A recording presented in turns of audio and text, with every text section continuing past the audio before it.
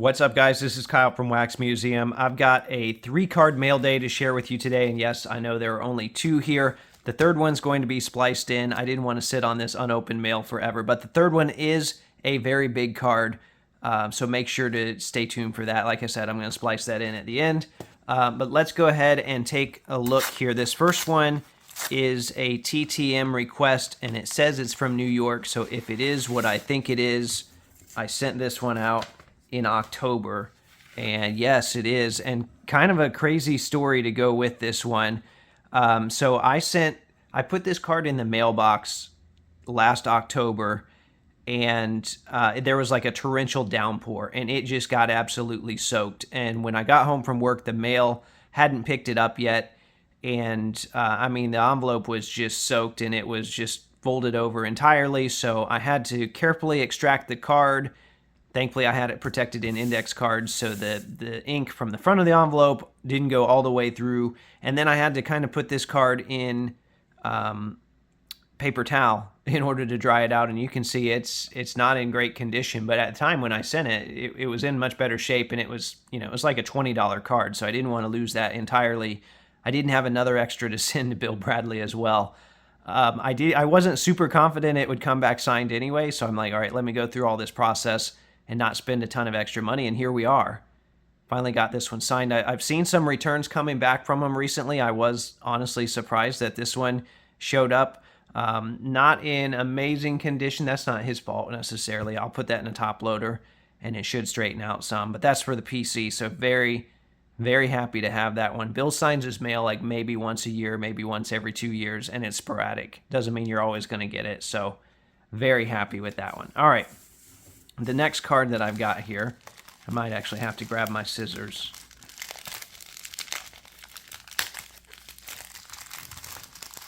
Okay, so this is a card of my PC player, but not my PC team.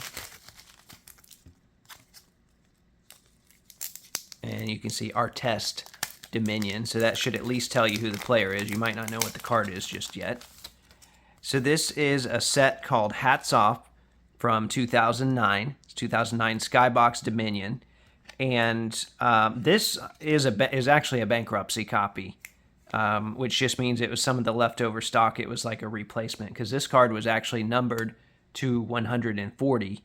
They were all different for all the different players. This one was numbered to 140. I remember back in the day not wanting to spend $20 on this card, mainly because it was a Bulls card and I'm a Pacers collector. And that was for the numbered version, the actual version. Now here we are many years later. I still didn't have it. It rarely ever shows up. So I spent $25 on the unnumbered bankruptcy version. That's just the way it goes in this hobby sometimes. And yeah, there's some damage around the window. But with cards like this that are hard to find, you got to do what you got to do. So this is a piece of a draft day hat. And we'll see on the back here, it says this card contains a piece of the hat pictured on the front of this card, which technically there are 3 hats pictured. I don't know, who knows if this one, and this, who knows, which one it actually is, or maybe these 2 are the same hats. Who knows? I imagine there was more than one, but either way, they're not lying, I don't think. So they said it contains a piece of a hat which was obtained at the 1999 NBA draft, held June 30th at the MCI Center in Washington, D.C., and autographed by Ron Artest of the Chicago Bulls during the draft. So I don't have an autographed piece. That would be one of the white pieces from the underside of the bill. But nonetheless, that's one that I put off in my original Ron Artest PC because it was a Bulls card, but now I'm adding it, and I'm happy to add it. I probably still will need to try and add one of those numbered versions somewhere down along the line. Okay, the third and final card, which is a different part of the video because I had to wait a few days for it to finally arrive. As you can see, it's in an eBay Authentication Center mailer. So I've already cut it, but I haven't got into it just yet. So here they are. Of course, they're congratulating me on... Oh, you got to be kidding me.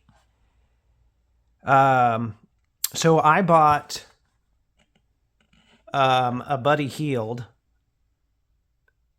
Bill Russell Flawless patch, and Probstein sent me Malcolm Brogdon, and I guess the Authentication Center didn't catch it either.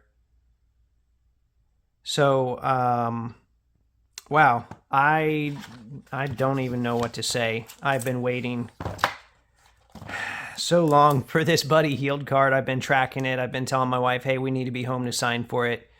And they sent me the wrong one. So, yeah. So this is, which, I'm going to be gentle with this because it is somebody else's card. Sold for considerably more than the one that I purchased. So, well, that's awkward. Okay, so, yeah, I don't really, I was going to talk all about the Bill Russell patches, but, I mean, I literally was shipped the wrong one, so I'm not really in the mood to do that right now. Just when I thought, well, they can't mess this one up, they don't have to authenticate this one, I know exactly what it is. They still sent it there. Probstein messed up. I'm assuming, unless they swapped him out there when they were looking at two of them, but unlikely. So there you have it. I won't drag this on any longer. Remember, there are new episodes of the audio podcast that come out every Thursday. And as always, thanks for watching.